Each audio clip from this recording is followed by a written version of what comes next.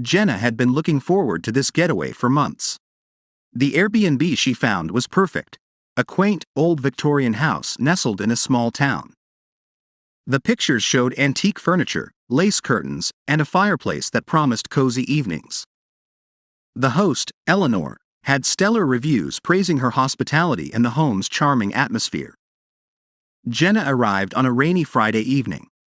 The drive through the winding, wooded roads had been longer than expected, and she was relieved when she finally pulled up to the house. It looked just as it did in the pictures, if not a bit more mysterious under the overcast sky. She found the key under the mat, as instructed, and let herself in. The house was warm and inviting, the air filled with the faint scent of lavender. Jenna marveled at the intricate woodwork on the staircase and the vintage decor that filled each room. "Eleanor?" Jenna called out, remembering that the host lived on the premises. There was no response, but she shrugged it off, assuming Eleanor was out or busy.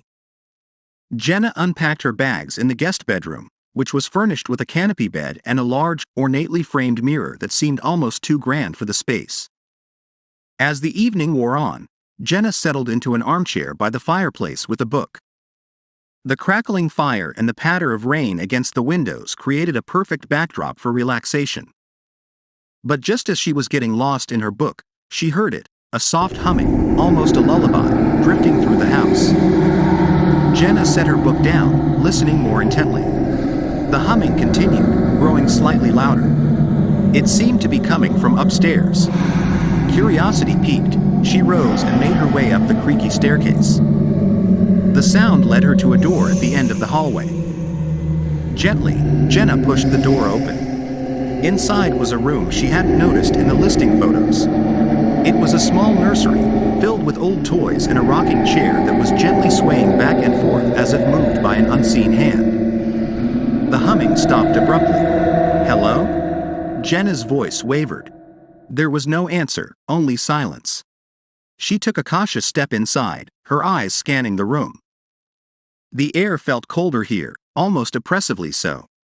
She backed out of the room, closing the door quickly behind her, and hurried back downstairs, trying to shake off the unease that had settled over her. Back in the living room, Jenna tried to rationalize what she had seen. The rocking chair could have been moving from a draft, and the humming. Maybe it was her imagination. She decided to call it an early night. As she lay in bed, she couldn't shake the feeling that she was not alone. The house, once charming, now felt oppressive. Sleep came fitfully, filled with strange dreams of a woman in old-fashioned clothing, wandering the halls, singing softly to an unseen child. Jenna woke with a start in the middle of the night. The house was dead silent, save for the occasional creak of settling wood. She glanced at the mirror across from her bed and froze. There, reflected in the glass, was the figure of a woman standing in the doorway. Her face was pale and sorrowful, her eyes dark hollows. "Who are you?" Jenna whispered, her voice trembling. The figure didn't respond but instead drifted closer, her form becoming more solid, more real. Jenna could see the details of her Victorian dress, the lace collar, and the tear-stained cheeks. The woman stopped at the foot of the bed, her eyes meeting Jenna's. Jenna's blood ran cold. She scrambled out of bed, backing away from the apparition. "What do you want?" Eleanor's form flickered, a look of sadness and desperation etched on her face. She reached out a translucent hand, almost touching Jenna before dissolving into mist. Before Jenna could gather her thoughts, a loud crash echoed from downstairs. She bolted out of the room, her heart pounding. She ran down the stairs to find the front door wide open, rain pouring in. She didn't need any more warnings. Jenna grabbed her keys and fled the house, not stopping until she reached her car. As she sped away, she glanced back at the house one last time. There, in the rain-soaked doorway, stood Eleanor, watching her leave, a figure of sorrow and warning.